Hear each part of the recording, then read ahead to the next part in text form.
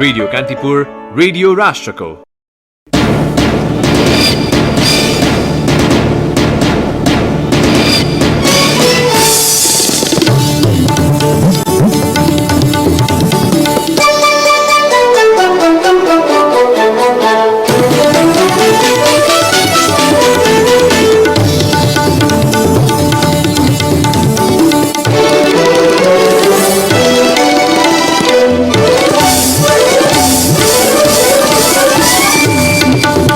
जसपाका औपचारिक विभाजन पश्चात दुईवटा राष्ट्रिय दल थपिँदै नेकपा एकीकृत समाजवादी र लोकतान्त्रिक समाजवादी पार्टीको कार्य समिति र सांसदको शनाखतपछि दलको प्रमाणपत्र दिन निर्वाचन आयोग अन्तिम गृह कार्यमा। पार्टीको फुटपछि एमाले र नयाँ दल बीच आरोप प्रत्यारोप अझै रोकिएन। आफ्नो पार्टी फुटाउन अध्यादेश ल्याएको भन्दै एमाले अध्यक्ष ओली रुष्ट।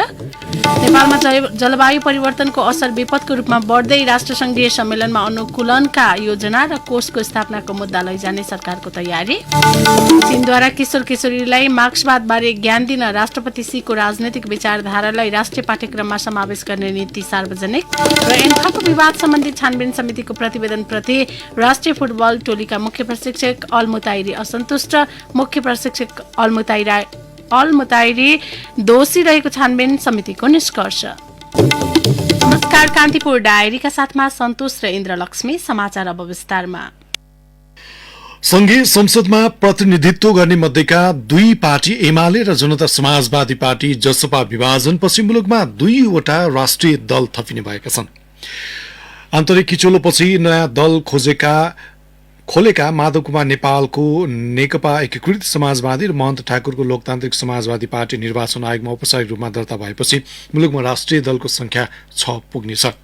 अब ती दुई दल तथा एमाले, नेपाली कांग्रेस, माओवादी केन्द्र र जनता समाजवादी पार्टी राष्ट्रिय दलको हैसियतमा रहनेछन्। राजनीतिक दल सम्बन्धी नयाँ प्रावधान अनुसार दुवै दलका कार्य समिति सदस्य र सांसदको शनाखतपछि उनीहरूले नयाँ दलको मान्यता पाउँदैछन्। निर्वाचन आयोगले आज दुवै दलको कार्य समिति र सांसदको शनाखत गरेपछि प्रमाणपत्र दिने अन्तिम गृह कार्यमा लागेको आयोगका प्रवक्ता राजकुमार श्रेष्ठले बताउनुभयो। शेरबहादुर देउवा नेतृत्वको सरकारले राजनीतिक दल सम्बन्धी ऐनलाई अध्यादेश मार्फत संशोधन गर्दै 20% केन्द्रीय सदस्य वा सांसद सहित नयाँ दल बनाउन सक्ने गरी लचिलो व्यवस्था गरेपछि आन्तरिक विवादमा फँसेका एमाले र जसपाका असन्तुष्ट पक्षलाई दुवै पार्टी खोल्न सहज भएको थियो। एमाले परित्याग गरी नयाँ दल खोलेका नेता माधव नेपाल पक्षले 54 केन्द्रीय सदस्य र 29 सांसदको शनाखत गरेर पार्टीको आधिकारिकताका लागि प्रक्रिया सम्पन्न गरेको छ। एकीकृत समाजवादी पार्टीका नेता राजेन्द्र पाण्डेले दलको तर्फबाट शनाखत र अन्य कानूनी प्रक्रिया पूरा गरिएकाले आयोगबाट प्रमाणपत्र पर्खिरहेको बताउनुभयो। काठमाडौँको एक रिसोर्टमा 2 दिनदेखि आन्तरिक गृह कार्यमा जुटेको सो पार्टीका नेताहरू त्यहाँबाट सिधै निर्वाचन आयोग पुगेका थिए। यता जसपाबाट अलग भएका नेता महन्त ठाकुर नेतृत्वको लोकतान्त्रिक समाजवादी पार्टीले आजै 17 कार्यकारिणी सदस्य र 14 सांसदको शनाखत गरेको छ। शनाखतपछि पार्टीका वरिष्ठ नेता राजेन्द्र महतो सांसद पदमा 14 जनाको शनाखत भयो। 8 जना चाहिए थियो, 14 जना चाहिँ सांसद शनाखत गरे भनेको मतलब झन्डै 37% भयो। कार्यकारिणी समितिमा पुरानो 51 जनामा 17 जनाको शनाखत भयो भनेको 33% चाहिँ त्यो शनाखत भयो। 20% चाहिएको थियो, चाहिएको भन्दा बढी चाहिँ जस उपस्थित भएर शनाखत गरेका हुन्। विगतमा पार्टीको मूल्य मान्यता अनुसार अघि बढ्न नपाएको भन्दै नेता महतोले नयाँ दल दर्ताका लागि अध्यादेशले सहयोग गरेको उल्लेख गर्नुभयो। विविधताले भरिएको मुलुकमा बहुल राज्यको मर्म अनुसार पहिचान अधिकार पाउनुपर्ने उहाँको भनाइ थियो। विभिन्न नेशनलिटी मिलेर बसेको देश बहुराष्ट्रिय राज्य हो। त्यो अनुसार शासन चाहियो, संविधान चाहियो, अधिकार र पहिचान चाहियो। यो देशलाई विभाजन गर्ने, विखण्डन गर्ने यो अराजक नबुझ्ने अबुझहरू, यो बुझ पचाउनेहरू, एकल जातीय चिन्तन सोच राख्नेहरूले गलत परिभाषा गरेको छ। त्यो चाहिँ पटक्कै होइन के।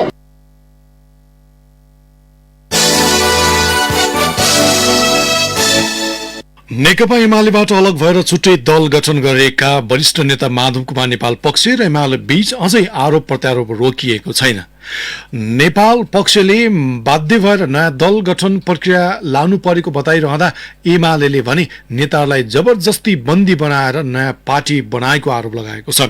ललितपुरमा आज पत्रकार सम्मेलन नै गरेर एमाले सरकार, संसद, निर्वाचन आयोग र नेपाल समूहप्रति आक्रोश नै पोख्यो।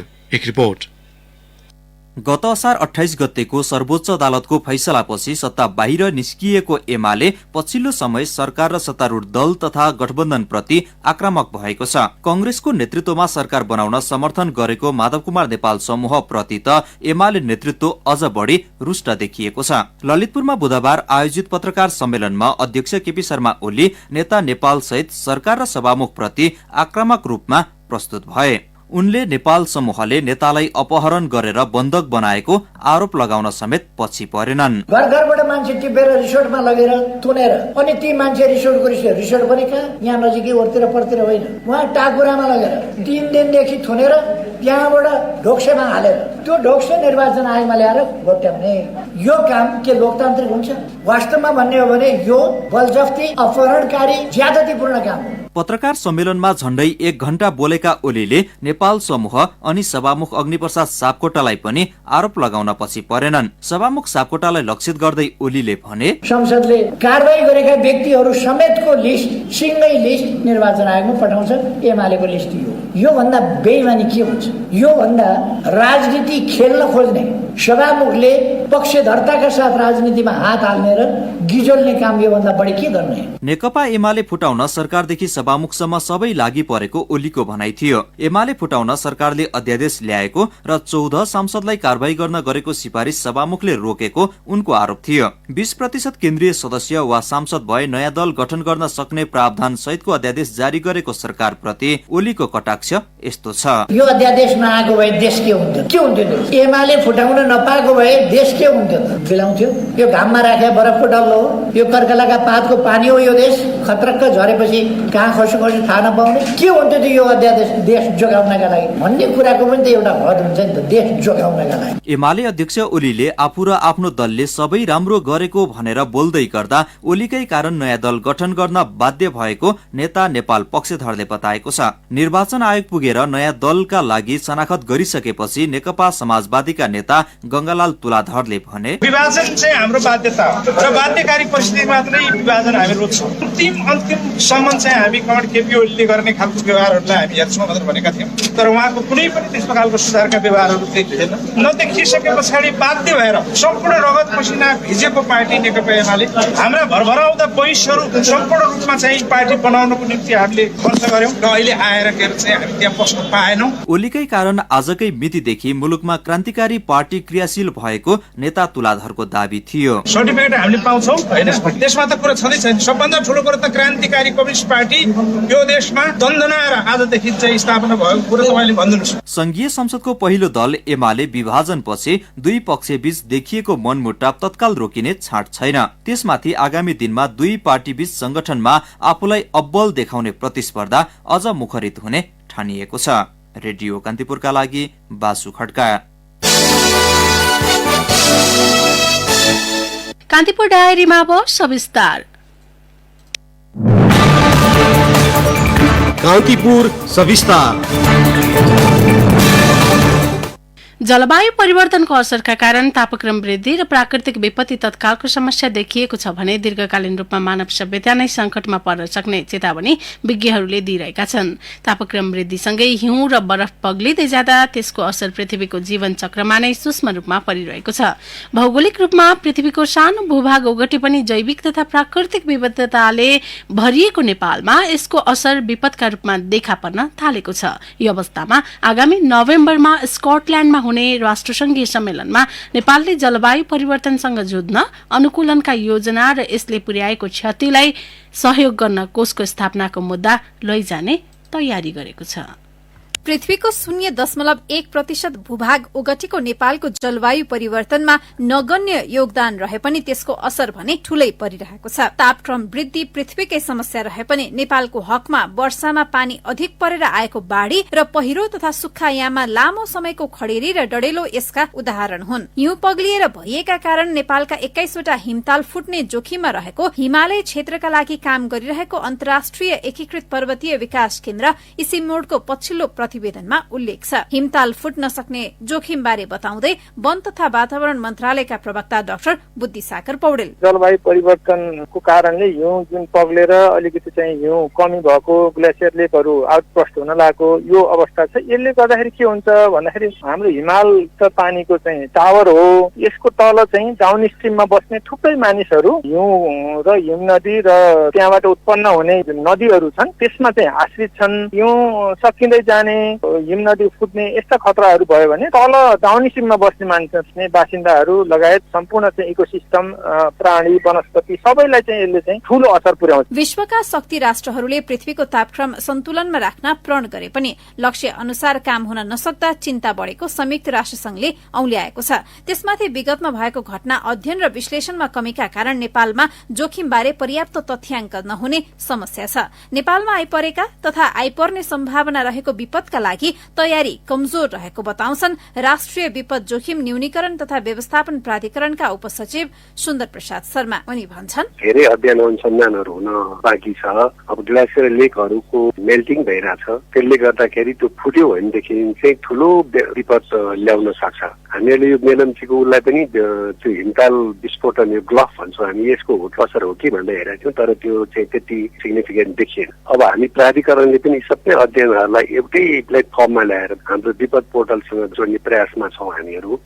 होइन, अब त्यो माथिको ग्लफहरूको बारेमा चाहिँ अध्ययन हुन धेरै नै बाँकी छ। होइन, अब कति फुट्यो, कति बाँकी छ, के छ, पानीको मात्राहरू त्यो बढ्यो भनेदेखि त्यहाँबाट डिग्रेन्ड बहावहरू हुन सक्छ। यो अवस्थामा आगामी नोभेम्बरमा स्कटल्याण्डमा हुने जलवायु परिवर्तन सम्बन्धी राष्ट्रसंघीय सम्मेलनमा नेपालले अनुकूलनका योजनासँगै जलवायु परिवर्तनले पुर्याएको क्षतिपूर्तिलाई सहयोग गर्न कोषको स्थापनाको मुद्दा लैजाने तयारी गरेको छ। हिमाली क्षेत्रमा हिउँ पर्ने चक्र र त्यसले पुर्याएको क्षति जस्ता विषय समेत नेपालले सो सम्मेलनमा उठाउने सम्भावना छ। नेपाल जस्तो संवेदनशील मुलुकमा आइपर्ने विपदको सामना गर्न कोषको स्थापना निकै महत्वपूर्ण रहेको वन तथा वातावरण मन्त्रालयले जनाएको छ। छोटो, मध्य तथा दीर्घकालीन योजना बनाए पनि विपदको सामना गर्न स्रोतको अभाव भएको प्रवक्ता पौडेलको भनाइ छ। 90s पछि जब चाहिँ यो क्लाइमेट चेन्ज एउटा समस्या हो, यो चाहिँ अलिकति ठुलै समस्या हो भन्ने भएपछि लिस्ट डेभलप कन्ट्रीहरू हामी जस्तो टापु आइल्यान्ड मुलुकहरू यिनीहरूलाई चाहिँ सहयोगहरू चाहिँ प्राप्त भएको छ। तर जति हुन पर्ने हो त्यति चाहिँ सहयोग भएको छैन, किनभने हामीलाई असर बढी परेको छ। सिग्निफिकेन्टली चाहिँ यो बढी जोखिममा परेका मुलुकले अलिक बढी काम गर्नुपर्ने हुन्छ, त्यसको लागि बढी सहयोग चाहिन्छ। आफ्नो मात्रै क्षमताले भ्याउँदैन भन्ने किसिमको छ। हामीले अन्तर्राष्ट्रिय विभिन्न फोरमहरूमा पनि कुरा उठाइराखेको हुन्छ कि यो बढी भल्नरेबल कन्ट्रिजहरू छ उसलाई चाहिँ अलिकति बढी चाहिँ रिसोर्सेसहरू चाहिन्छ र चाहिँ सहयोग पनि त्यही अनुपातमा हुनुपर्छ। यसलाई चाहिँ अलिकति यो सिलसिलाले राम्रोसँग छलफल गरौँ भन्ने हाम्रो अनुरोध पनि छ। नेपालले विश्वमा कुल कार्बन उत्सर्जनमा जम्मा 0.48% को योगदान गर्छ, जबकि गत हिउँदमा 500 बढी स्थानमा लागेको डढेलो तथा गत असार पहिलो साता बाढ़ी पहिरोका कारण विभिन्न जलविद्युत आयोजनामा 10 अर्ब रुपियाँको क्षति भएको छ। मेलम्ची खानेपानी आयोजना तथा देशका विभिन्न सड़कमा गरी अर्बौं रुपियाँको नोक्सानी भएको छ। विपदका दृष्टिले बढ़ी जोखिम भएको देशमध्ये 12औं स्थानमा रहेको नेपालले जलवायु परिवर्तनको असरका कारण उत्पन्न भौतिक क्षति बाहेक अन्य थुप्रै चुनौतीको सामना गर्न त्यति सहज नरहेको विज्ञहरूको भनाइ छ। रेडियो कान्तिपुरका लागि दिवा भट्टराई। कान्तिपुर सविस्तार। कान्तिपुर डायरीमा अब ब्रेक पालो। अब बाँकी प्रसंग। नेपाली कंग्रेस संस्थापनेतर पक्षका जिल्ला सभापतिले तत्काल क्रियाशील सदस्यको सूची सार्वजनिक नगरी आमरण अनसनमा बस्ने चेतावनी दिएका छन्। ललितपुर स्थित पार्टी कार्यालयमा 24 घण्टे रिले अनसनमा बसेका विभिन्न जिल्ला सभापतिले आगामी 14औं महाधिवेशनको निर्वाचन कार्यतालिका नजिकै गर्दा नेतृत्वले सूची सार्वजनिक गर्न आनाकानी गरिरहेको आरोप लगाएका छन्। रिले अनसनमा समर्थन जनाउन पुगेका वरिष्ठ नेता रामचन्द्र पौडेलले सभापति शेरबहादुर देउवालाई कार्य समितिले प्रतिवेदन बुझाएकै दिनदेखि ताकेता गरे पनि व्यवस्था गरेको बताउनुभयो। नेतृत्वले आगामी महाधिवेशनको कार्यतालिका प्रभावित बनाउन सूची सार्वजनिक नगरेको पौडेलको भनाइ छ।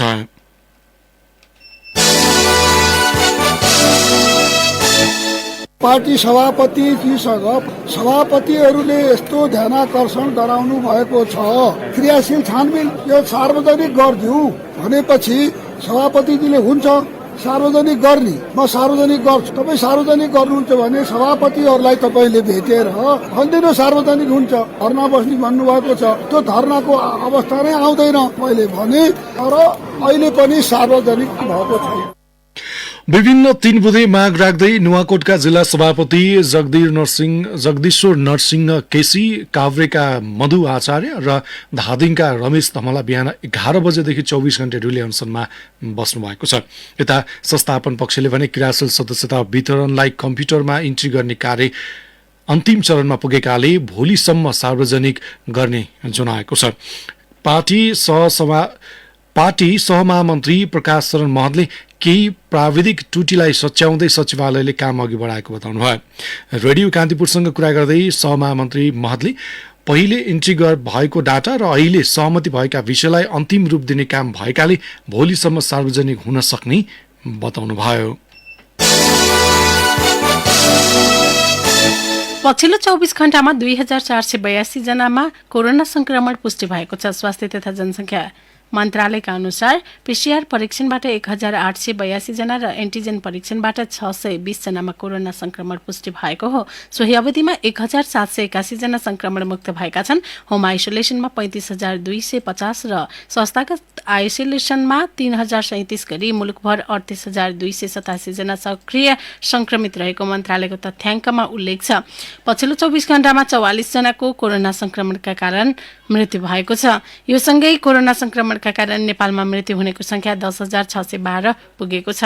यसैबीच केही महिनाको दाँजोमा कोभिड संक्रमितको संख्या घटे पनि काठमाडौँका अस्पतालमा दीर्घ रोगीको चाप बढेको छ। चिकित्सकहरूले मौसमी फ्लू बढेकाले कुनै खालको समस्या देखिए तत्काल परीक्षण गर्न सुझाव दिएका छन्। पाटन अस्पतालका इमर्जेन्सी विभागका असिस्टेन्ट प्रोफेसर डाक्टर आशिष श्रेष्ठले सिजनल फ्लू बढेकाले कुनै पनि लक्षण देखिए कोभिड टेस्ट गराउन आग्रह गर्नुभयो।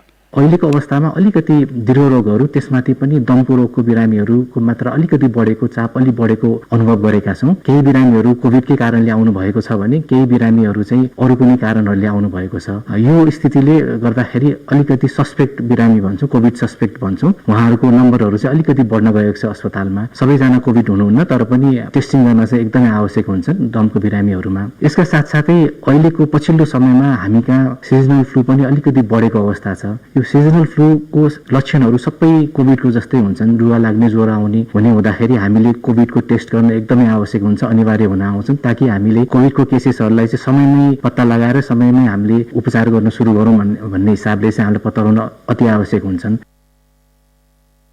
यसैबीच हालसम्म नेपालमा 49,56,455 जनाले कोभिड-19 विरुद्धको खोपको पहिलो मात्रा लगाएका छन्। 39,09,941 जनाले दुवै मात्रा खोप पूरा गरेको मन्त्रालयले जनाएको छ।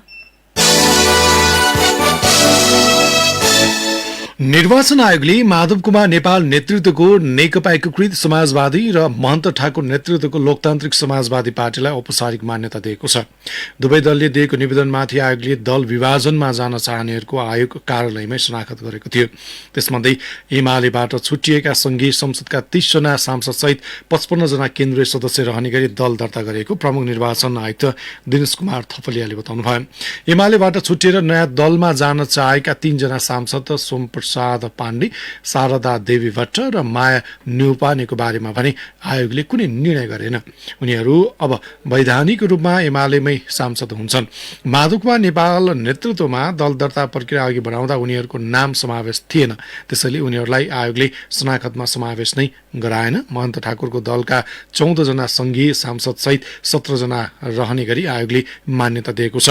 लोकतान्त्रिक समाजवादी पार्टी जनता समाजवादी पार्टीबाट विभाजित भएको हो। आयोगले अब संसद सचिवालयलाई दल दर्ता भएको औपचारिक जानकारी पठाउनेछ।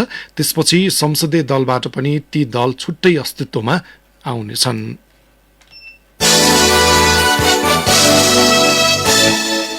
सर्वोच्च अदालतका न्यायाधीश हरिकृष्ण कार्की संयोजक रहेको समितिले न्यायाधीश नियुक्तिको सिफारिसदेखि न्यायालयमा विकृति विसंगतिको प्रारम्भ हुने गरेको औल्याएको छ। न्याय क्षेत्रमा हुने अनियमितता, भ्रष्टाचार र बिचौलियाबाट हुन सक्ने क्रियाकलापहरू र त्यसको रोकथामका लागि चाल्नुपर्ने उपायहरूका सम्बन्धमा छानबिन गर्न बनेको समितिको प्रतिवेदन सार्वजनिक भएसँगै इजलास गठन र मुद्दाको पेशी तोक्ने विद्यमान पद्धतिबाट समेत भ्रष्टाचार बढेको औल्याइएको छ। सिन्धुपाल्चोकको सुनकोशी गाउँपालिका 3 ठोकरपा बाफलबाट काठमाडौँ आउँदै गरेको बा 3 ख 80-30 नम्बरको बस आज दिउँसो दुर्घटना हुँदा 2 जनाको मृत्यु भएको छ। जिल्ला प्रहरी कार्यालयका डीएसपी दक्ष कुमार बस्नेतका अनुसार उनीहरूको काभ्रेको धुलीखेल अस्पतालमा उपचारको क्रममा ललितपुरका 45 वर्षीय राजन बराम र अर्का अन्दाजी 22 वर्षीय पुरुषको मृत्यु भएको हो। दुर्घटनामा घाइते भएका मध्ये 18 जनाको सिन्धुपाल्चोकको खाडीचौर स्थित सिन्धु सदाबहार अस्पताल, 22 जनाको काभ्रेको धुलीखेल अस्पताल र 1 जनाको भक्तपुर स्थित मध्यपुर ठिमी अस्पतालमा उपचार भइरहेको छ। बस अनियन्त्रित भएर सडकबाट 25 मिटर तल खसेको थियो। अब केही समाचार संक्षेपमा। विराटनगर महानगरपालिकाले आवास परियोजना अन्तर्गत 145 घरधुरी सुकुम्बासीका लागि एकीकृत बस्तीमा घर निर्माण शुरू गरेको छ। गण्डकी प्रदेशका मुख्यमन्त्री कृष्णचन्द्र नेपालीले सम्पत्ति विवरण बुझाउनु भएको छ। सम्पत्ति विवरणमा 25 लाख ऋण र तलब बापत प्राप्त 5 लाख आम्दानी देखाउनु भएको छ। विराटनगर स्थित निजी अस्पताल तथा पसलेहरूले बिरामीहरूलाई तान्न खटाएका 10 जना बिचौलियालाई प्रहरीले पक्राउ गरेको छ। वर्षाका कारण कालीकोटको सदरमुकाम मानमा बजार स्थित भद्रा शाहीको घर भत्किएको छ। 6 कोठे घरको दक्षिणतर्फको भाग भत्किँदा परिवार विस्थापित भएका छन्। काठमाडौँ प्रहरीले नागढुङ्गाबाट विभिन्न वन्यजन्तुको आखेटो पहाड सहित पक्राउ परेका 65 वर्षीय सोनाम तामाङलाई सार्वजनिक गरेको छ। मकवानपुर प्रहरीले था नगरपालिका 3 दोबाटोबाट 100 केजी गाँजा सहित 41 वर्षीय अम्बर बहादुर घिसिङलाई पक्राउ गरेको छ। कान्तिपुर डायरीमा अब धनकुटा डायरीको पालो। धनकुटा डायरीमा रमेश चन्द्र अधिकारीको नमस्कार। धनकुटामा एन्टिजेन प्रयोग बढेको छ। जिल्लामा 10,000 थान एन्टिजेन किट पठाइएकोमा हालसम्म 4,500 प्रयोग भएको स्वास्थ्य कार्यालयले जनाएको छ। आगामी 2022 अप्रिलमा प्रयोग मिति गुज्रिने भएकोले अगावै प्रयोग गर्न जिल्ला स्थित पालिकाका स्वास्थ्य शाखालाई सूचना गरिएको स्वास्थ्य प्रमुख तुलसी प्रसाद गुरागाईले बताउनुभयो। ठेक्का सम्झौता तोड्ने 2 निर्माण कम्पनी कालो सूचीमा परेका छन्। शहरी विकास तथा भवन कार्यालय धनकुटा मार्फत ठेक्का कबल गरी सम्पर्कमा नआएकोले कालो सूचीमा राखिएको जनाइएको छ।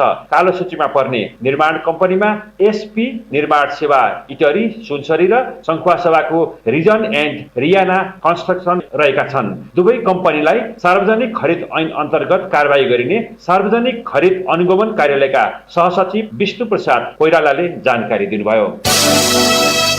राष्ट्रिय गौरवको परियोजना कोशी कोरिडोर 220 केबी प्रसारण लाइनको विद्युत पोल क्षेत्रभित्र पर्ने सर्वसाधारणलाई क्षतिपूर्ति नदिएको गुनासो बढेको छ। धनकुटाको साङ्गुरीगढी गाउँपालिका 6 कटहरीका बाबुराम राईले करिडोरले आफ्नो घर नजिकबाट जबरजस्ती विद्युतको पोल गाडेर लगेको र क्षतिपूर्ति नदिएको बताउनुभयो। जिल्ला प्रशासन कार्यालयमा लिखित निवेदन दिँदा पनि सुनवाई नभएको प्रभावित परिवारको गुनासो छ।